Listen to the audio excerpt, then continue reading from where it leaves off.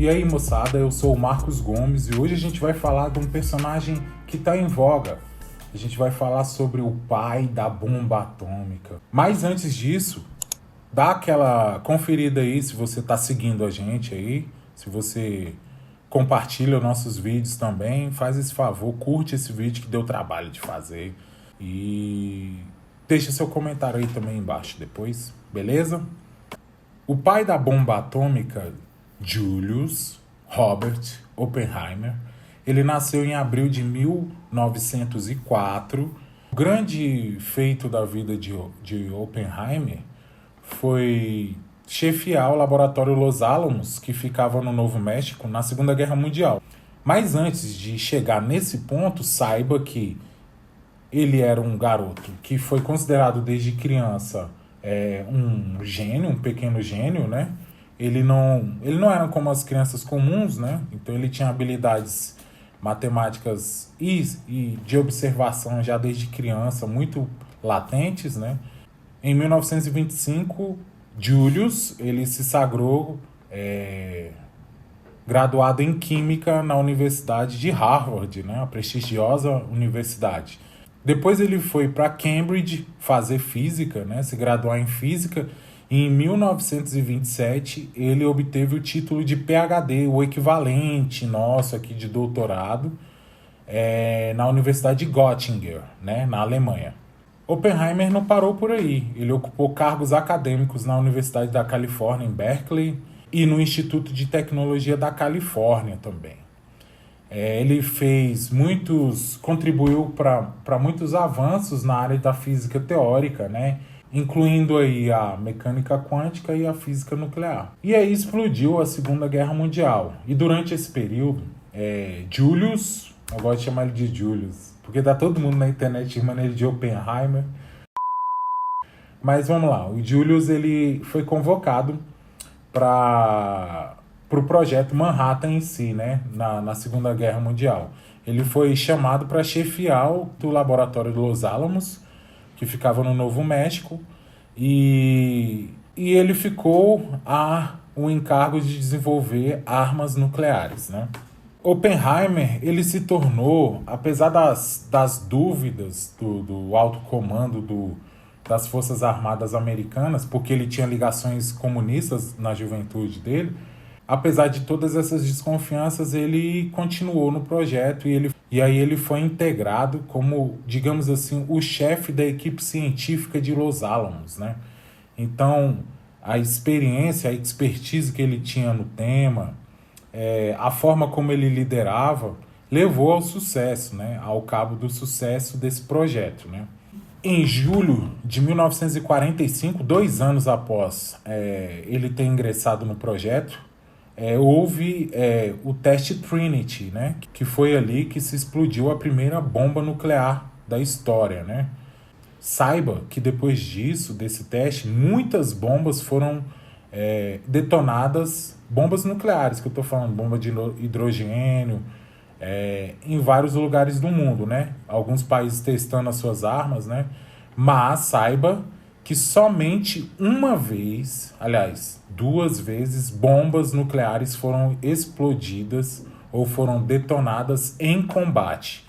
Mas antes de chegar nas bombas, disse, né, lógico, aqui a gente pode ver essa questão do marketing, que ao ver a bomba explodir, Oppenheimer já pensou numas palavras que tinham no livro sagrado hindu que ele lia, que ele era muito ligado nessas paradas. Apesar da família dele ser judia, eles não eram religiosos, né? Que era muito comum naquela época nos Estados Unidos, né?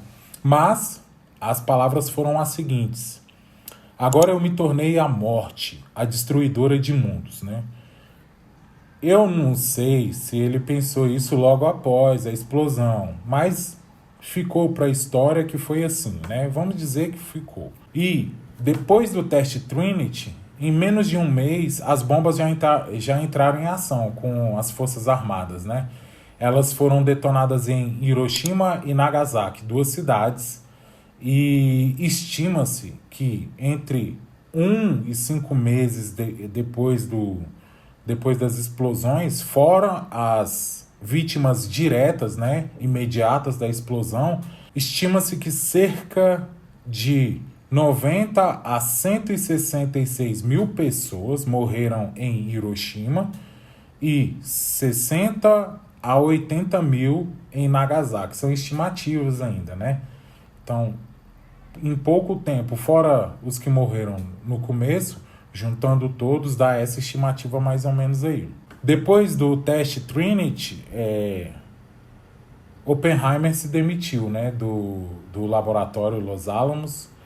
2 anos depois, ele foi eleito presidente da Comissão para a Energia Atômica Estadunidense. Esse cargo ele exerceu até 1952. Um ano mais tarde, devido à perseguição do macartismo, né? O macartismo foi um período nos Estados Unidos em que, baseados nas leis do senador McCarthy, por isso que fala macartismo, havia uma perseguição aos comunistas, né?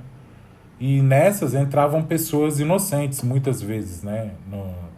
Nas perseguições, e eu não sei se é tão ruim assim, né? O cara ter sido comunista, né? Mas é história, né? E depois dessa perseguição que ele sofreu, apesar de não terem conseguido provar nada contra o Oppenheimer, né? Ele mesmo assim foi destituído da presidência da comissão. E a partir dali ele virou meio que um ativista, né? Nos últimos anos de sua vida, Oppenheimer refletiu sobre o papel da ciência e a sociedade, a ética, né, das ciências também. Então, ele começou a pensar em como se dava esse processo, né? Ele foi ativista, deu muitas palestras, foi em muitas universidades do mundo inteiro falar sobre. Ele sabia que a construção da bomba atômica era inevitável. Eu acho que o que mais pesou na decisão dele para ajudar na construção da bomba atômica foi o fato dos nazistas estarem tentando também. Então, seria algo como o mal menor, né? Os Estados Unidos conseguiam a bomba atômica primeiro do que os nazistas, né? E aos 62 anos de idade, morre Julius Robert Oppenheimer, né?